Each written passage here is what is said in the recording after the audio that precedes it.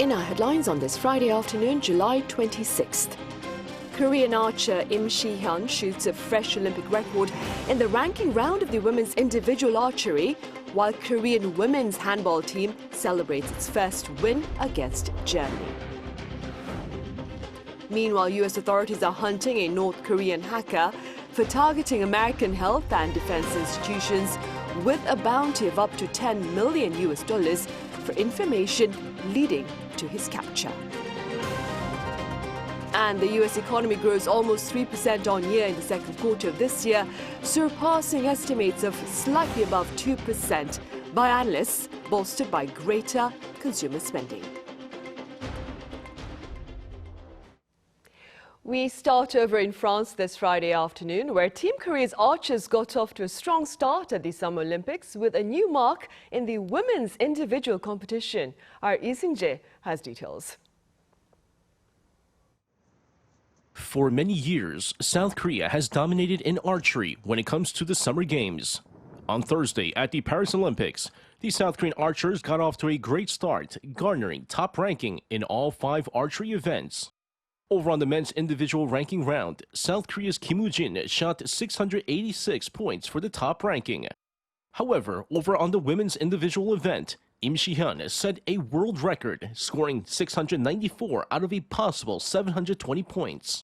Thursday's world record score shatters the previous record held by Kang Chae-young, who scored 692 points in 2019. Surprisingly, despite being a 3-time Asian Games gold medalist, the Paris Summer Games is Im's first Olympics ever. South Korean archers combined for the highest score during the individual ranking round, giving both the women's and men's team the top ranking, while the top finishes by Kim and Lim gave South Korea another top ranking in the mixed event. The South Korean archers are looking to win 3 or more gold medals in the 5 events. Meanwhile, the South Korean women's handball is off to a great start, beating Germany 23-22 in the opening match. South Korea overcame a 4-goal deficit to narrowly beat the Germans. They will face Slovenia on Sunday, with Norway, Sweden, and Denmark to follow. South Korea has not medaled in women's handball since winning the bronze at the 2008 Beijing Summer Games. Lee Seung-jae, Arirang News. Meanwhile, in Laos, foreign diplomats are gathered there this week for a series of security talks, including the ASEAN Regional Forum. Now, this particular forum also includes North Korea, and in light of this setting, South Korea's Foreign Minister Cho Tae-yeol is expected to shed grave light on the regime's military collaboration with Russia, as well as its latest floating of waste balloons into South Korea. Minister Cho is also scheduled to sit down for the South Korea-ASEAN meeting, as well as the ASEAN +3 talks and the East Asia Ministerial Gathering. Separate one-on-one interactions with his Japanese and Chinese counterparts are also on the agenda. U.S. authorities are hunting a North Korean hacker for targeting American health and defense institutions. A bounty of up to $10 million has been placed on his head. Our North Korean affairs correspondent Kim Jung-sil reports. The U.S. State Department is offering a reward of up to $10 million for information leading to the identification or location of North Korean hacker Rim Jong-hyuk. A federal grand jury in Kansas City, Kansas, indicted Rim Jong-hyuk on 1 count of conspiracy and 1 count of conspiracy to commit money laundering. These criminal acts were allegedly perpetrated by a group known as Arirang, which is a component within the North Korean regime.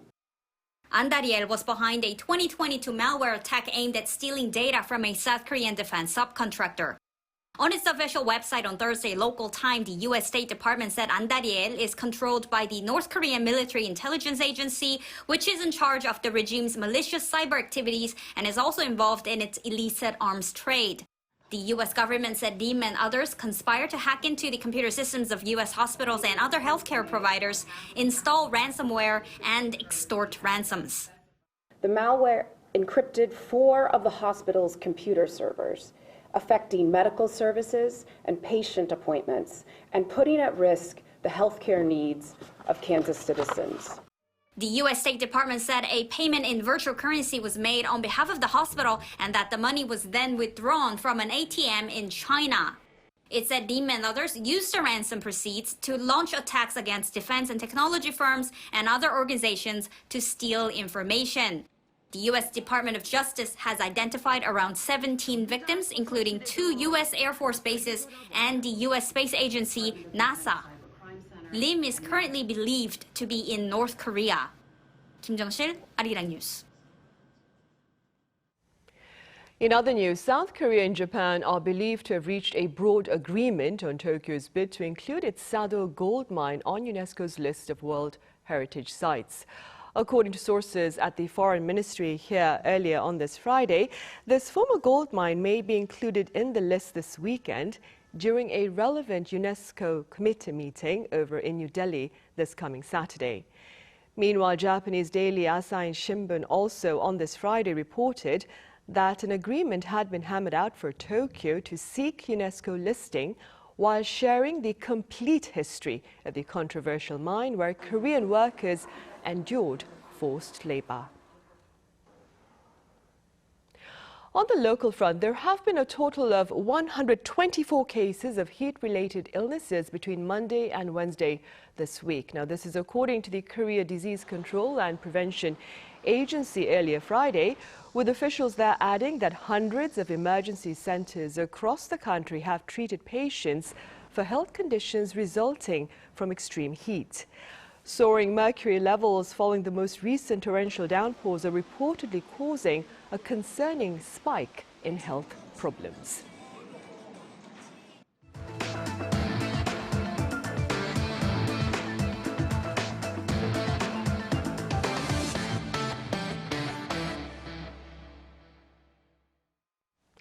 Some 150 customers of e-commerce platform TMON have been refunded as of early Friday, as hundreds of its users stormed the firm's headquarters overnight. Company officials say about $2 million have been prepared to reimburse customers and apologized for the delay in efforts to address the fiasco. Now, TMON's sister company, We Make Price, for its part, has been refunding its customers starting 2 days ago. We Make Price has thus paid back some 2,000 customers. The government is proposing substantial tax reforms to better address current challenges and more. Our finance correspondent Moon Hae-ryun explains. We must actively respond to structural risks, such as the population crisis and the decline of the country's potential growth rate in order for our economy to thrive. A new addition to the tax code reflects the government's goal to increase support for newlyweds and parents. For newlyweds who register their marriage between 2024 and 2026, each person will be given a tax credit of 500,000 Korean won, or roughly $362, meaning that a couple can save 1 million won on taxes together. A tax credit is an amount of money that taxpayers can subtract directly from the taxes they owe. And the government will also be revising the child tax credit already in place, raising it by 100,000 Korean won. This means it will now amount to 250,000 won for one child aged 8 or older, 300,000 for 2 children, and 400,000 for 3 children. Another big revision is to the inheritance tax code that's been in place for nearly a quarter of a century. It currently ranges between 10 to 50% on taxable income, which is among the highest among members of the Organization for Economic Cooperation and Development, second only to Japan.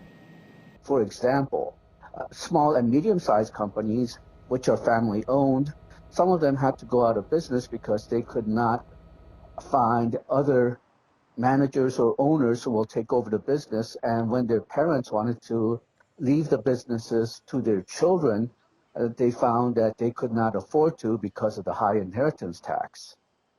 So in order to help SMEs, the government is proposing to lower the highest inheritance tax rate to 40% and the minimum tax base raised to 200 million Korean won from the current 100 million. It also aims to abolish the premium that's placed on majority stakeholders that inherit stocks of family-owned conglomerates. Currently, this stands at 20%, meaning that South Korea's inheritance tax rate can reach up to 60%. The revision aims to prevent current owners of the company from maintaining low stock prices to lower inheritance tax for their children. The bill will be submitted to the National Assembly in September, and these revisions could take effect starting next year. Moon Hae-ryun, Arirang News. On the political front, a filibuster led by the ruling party is underway at the parliament against opposition efforts to revamp the legal framework for the media. Our National Assembly correspondent Shin Ha-young reports. The main opposition Democratic Party on Thursday tabled one of the broadcasting law revision bills, prompting the ruling People Power Party to launch a filibuster in protest. The three bills aimed at reducing state influence over public broadcasters were passed by the opposition-controlled National Assembly last year but were vetoed by President Yoon Suk-yeol. These include amendments to the Broadcasting Act, the Foundation for Broadcast Culture Act, and the Korea Educational Broadcasting System. The DP is pushing the bills again this time with a revision to the Act on the establishment of the Korea Communications Commission, which requires 4 members instead of the current 2 to pass a resolution. Everyone has the freedom of the press and publication, with no permits or censorship allowed. This freedom cannot be infringed by anyone. However, the PPP argues that the bills would increase the presence of progressive figures on the Public Broadcaster Board. Since 2000, the structure of public broadcasting, including the number of board members and their nomination rights, has remained the same under both conservative and progressive governments. If it was acceptable then, why change it now? Under the National Assembly Act, a filibuster on each bill can be halted after 24 hours if at least 3/5 of the parliament agree to do so. This means that with the filibuster taking place, the plenary session could last at least 4 days to address the 4 bills.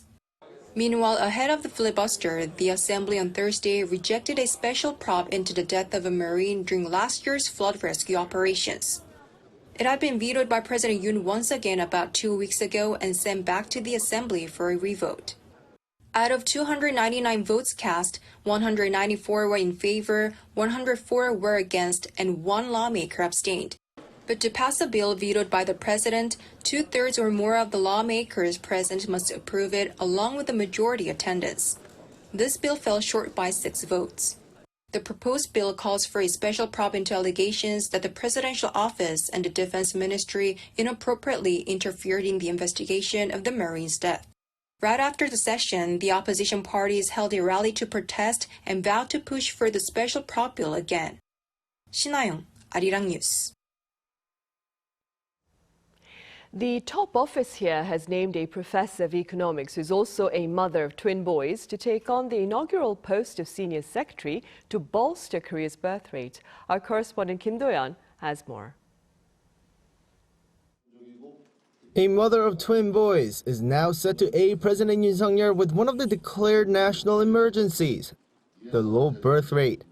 On Thursday, the top office announced that Professor Yoo Hae-mi of Hanyang University's College of Economics and Finance has been chosen for this brand new senior secretary position that President Yoon created to tackle the current demographics crisis. Yoo Hae-mi has been deeply studying the low birth rate issue in our country, focusing on how marriage and working spouses affect wages, how improving education and changes in the labour market impact economic growth, and how dual-income families divide childcare time. The changes in population structure significantly impact economic growth, finance, employment, childcare, and welfare. Therefore, we will actively work on communication and preparation with various government departments. By assisting the President, we will do our utmost to help South Korea overcome the national population emergency and leap toward a hopeful future. The new senior secretary is in her 40s with her boys still in elementary school. Important factors that the top office considered when filling in this new role. A working mother who's still involved in raising her children to relate best with other working moms in the nation. With the expertise and experience accumulated over the years, along with a fresh perspective, as a senior secretary in their 40s, we expect to develop more fundamental and groundbreaking solutions to overcome the low birth rate problem. Yoon is now set to advise President Yoon with creating a new powerful ministry to respond to the low birth rate. President Yoon announced this earlier this year, saying that the minister will be the Deputy Prime Minister for Social Affairs, something the current Education Minister serves as. In the meantime, there will be 2 secretaries under the new Senior Secretary, one for population coordination and one for tackling the low birth rate. Both positions were filled by career public officials to assist the new Senior Secretary. In the meantime, the new Senior Secretary also said, while new policies will be carried out to raise the birth rate, a significant decline in the working population is inevitable. Another task Yoon considers major. Kim Do-yeon, Arirang News. The U.S. economy grew almost 3% on year in the second quarter of this year, surpassing early estimates of slightly above 2% by analysts on the back of greater consumer spending. Our Yoon reports. The U.S. economy did better than expected in the second quarter. This was due to strong consumer spending, increased government spending, and a big increase in inventory. A U.S. Commerce Department report on Thursday showed an initial estimate of 2.8% growth at an annual rate from April to June.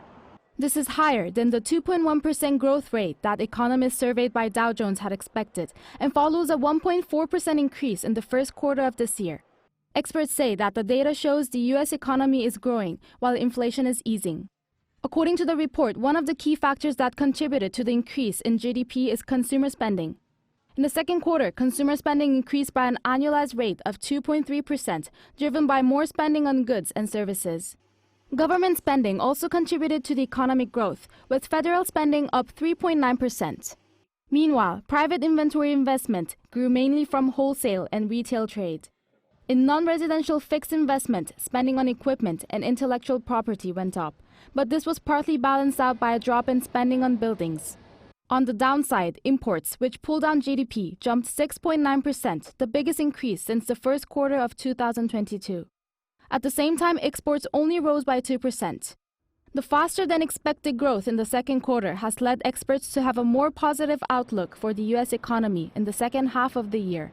Yoon, Arirang News. Pixar's latest screen production, Inside Out 2, has become the highest-grossing animated movie ever at the global box office, raking in over $1.46 billion as of Tuesday. Now, the sequel takes audiences into the mind of a teenager experiencing new emotions. It also takes the title of top animated film ever globally, surpassing Frozen 2, which hit $1.45 billion in 2019. Inside Out 2 made over $600 million in the US and $862 million internationally. Overreact much?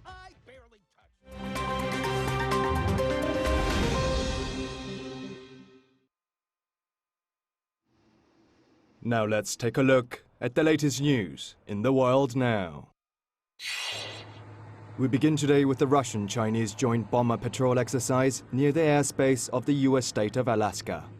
The exercise included nuclear-capable strategic bombers. However, the US-Canadian Air Defense Organization, NORAD, said that the exercise was not seen as a threat. According to Russia's defense ministry, Russian Tu-95MS strategic missile carriers and Chinese Xi'an H-6 strategic bombers were deployed for patrols over the Chukchi and Bering Seas, as well as the North Pacific in Wednesday's exercise. Russia and China have carried out joint aerial patrols in the past, and the Russian Air Force regularly flies over the Bering Sea.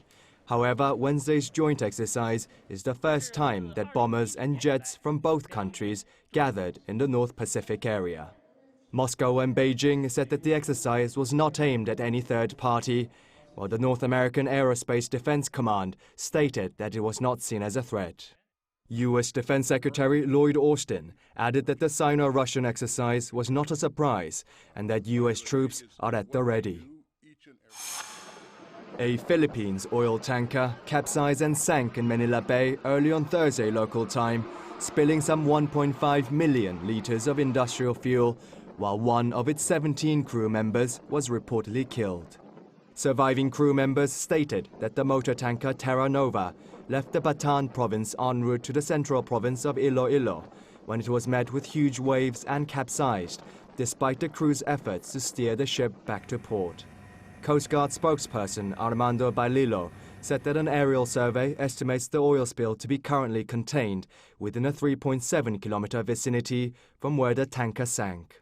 Baililo said the Philippines Coast Guard is bracing to contain a possible major oil spill, saying that there's a big danger that Manila would be affected and that the effect on the marine environment would not be good. The MT Terra Nova was one of the two ships that sank in the region on Thursday, with the second going down close to Taiwan's southwestern coast. The Western Pacific Ocean region, covering Taiwan and the Philippines, is continuing to experience large amounts of rain and fast winds as Typhoon Kemi moves through the area. A raging wildfire in western Canada's tourist town of Jasper has caused extensive damage. The fires in Jasper National Park began earlier this week and have already forced some 25,000 people to flee the area by Thursday, while some 400 firefighters from around the world are traveling to Canada to help battle the flames. Alberta Premier Danielle Smith said at a press conference that this is the worst nightmare for any community, while reporting that potentially 30% to 50% structural damage has been caused so far. Authorities reported that there are currently 176 wildfires continuing to burn in Alberta, with more than 50 out of control. Around 10 of the out-of-control fires in British Columbia are close to the US border, where dozens of blazes are also burning out of control. The tourist town in the province of Alberta draws over 2 million visitors a year. Sharks off the coast of Brazil's Rio de Janeiro have tested positive for cocaine. Marine biologists at the Oswaldo Cruz Foundation tested 13 specimens of the Brazilian sharp-nosed sharks to find that they had high levels of cocaine in their muscle and liver tissues. The research found that the recreational drugs concentrations were up to 100 times higher than previously reported for other aquatic animals. While a study published in the Science of the Total Environment journal said that the sea predators were consuming the cocaine released from inadequate urban sewage treatment and clandestine refining operations, some suggest that sharks may have mistakenly consumed bricks of cocaine that traffickers had lost at sea. The researchers collected samples over a period of 2 years, starting in 2021, to monitor the marine environment. Previous research shows that the stimulating narcotic has a similar effect on animals as it does on humans. Kim Seong, Arirang News.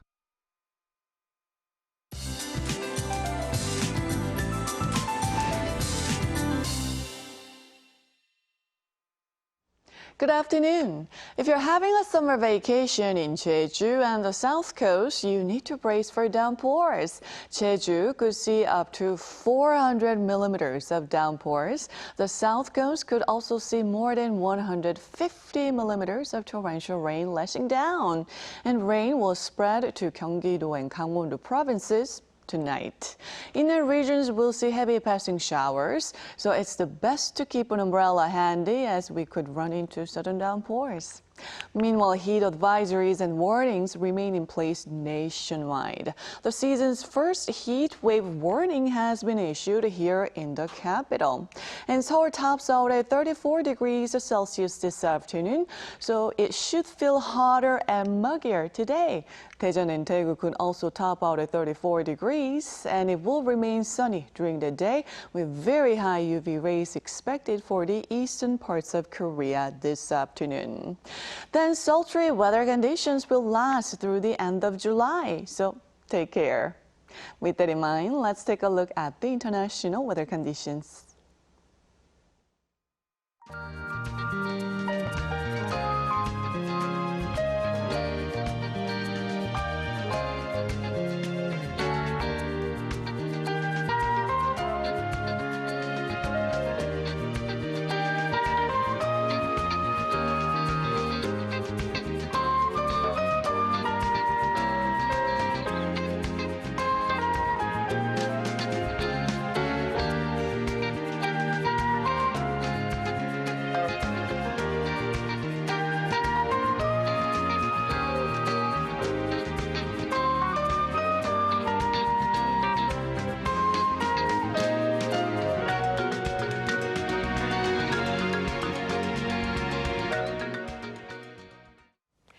And those are the headlines at this hour here in Korea. Coming up next is our daily panel session, and today we touch upon Korea's ties with the Philippines.